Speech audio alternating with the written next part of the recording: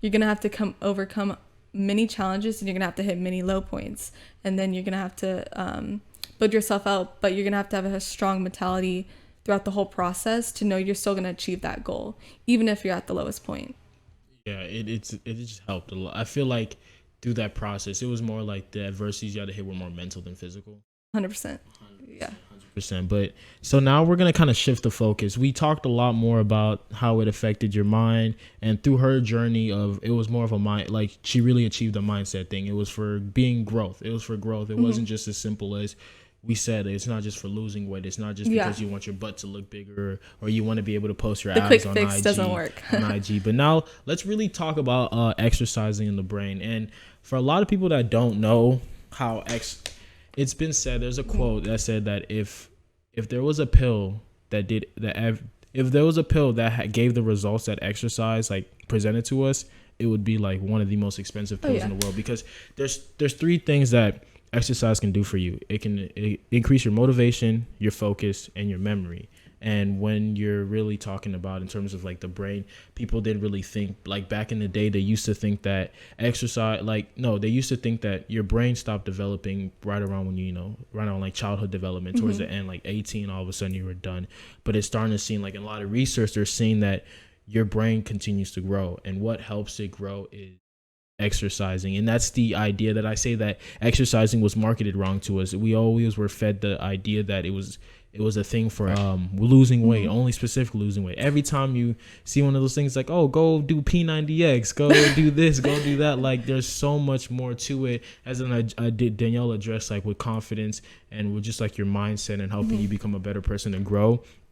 You want what's acceptable towards society, and if that is a skinny waist and a big butt, then that's what we're going to go for, because then we're going to feel more confident, and the dopamine spike. It's kind of crazy. It fed, like, it was marketed to feed towards people insecurities, and the science was behind on that too, because before they would just give pills, because if people don't understand what happens whenever you're depressed, or the benefits that exercise has, it can help people through depression. It can lower your risk of having Parkinson's disease. It lowers your risk of having Alzheimer's disease, and it improves your memory. And all that happens because of three neurotransmitters, and these dopamine, sorry if I butcher this, norepinephrine, and serotonin. All three of those things are, whenever you're depressed, whenever you're down, or you're not in the mood for something, it's usually because of those three things. And what exercise does is it boosts all three of those instantly. And you talked a little bit about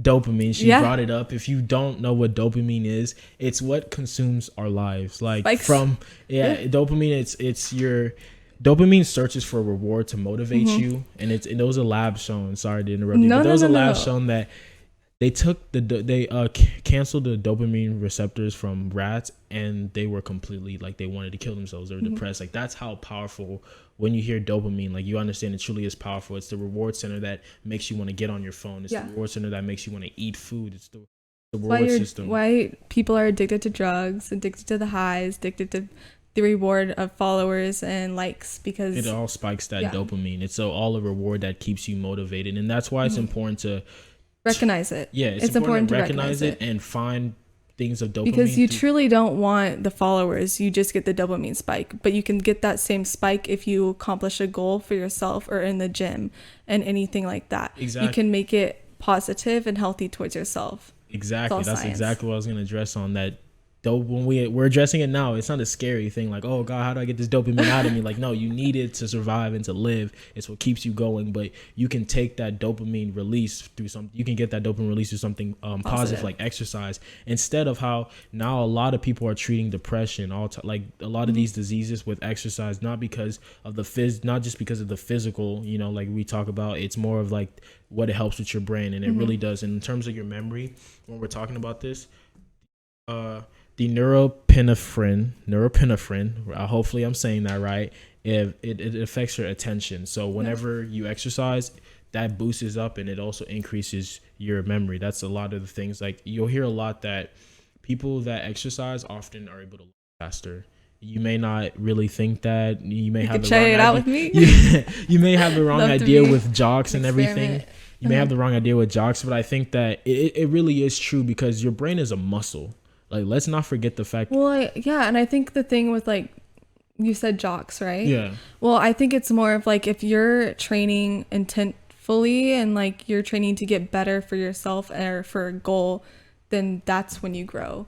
Yeah, Because, exactly. Yeah, when you have intent in the gym or intent in your sport and what you're putting yourself through. Yeah, and I was gonna say, yeah, just the idea, the misconception to get broken. Like, how can people that exercise, be able to learn faster? And people may present the idea of jocks, but it's because not everyone wants to, like that's a whole different thing, disconnecting, and like everyone's goals is different. Like you said, your goal is to being competitive. Some other people's goal is to learn, and we have another people go to do video games. Mm-hmm. So it's saying that like it is beneficial in terms of exercise, but direct it towards your what you want, internal health, your own goals, and it can help through that. So we have that, and we have dopamine, and whenever you increase the dopamine, you just feel better, you feel happier, it helps with your mood. And serotonin is what influences like your anger, your aggressiveness, and those moods. So that's also how it helps that part of your brain of getting out of depression. Yeah, you have a bad day, you go to the gym, and now you feel better. It's like simple as that. Like you always feel it's like, it's not even that complex. Everyone understands. Like you go for a run, even though you can. Yeah, you like, can. Bro, I do not.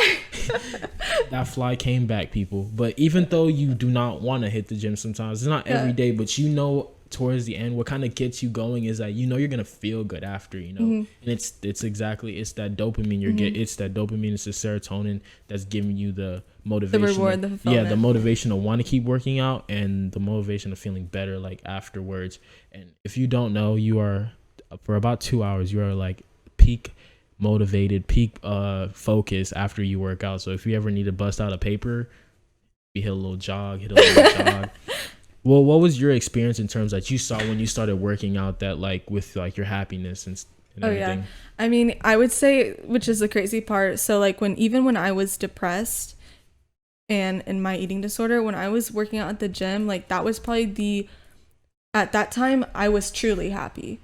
I would still have a shit ton of internal conflict, and I wasn't like, I didn't have any true friendships, I didn't have too much direction, but I had more direction in life than I did in the past.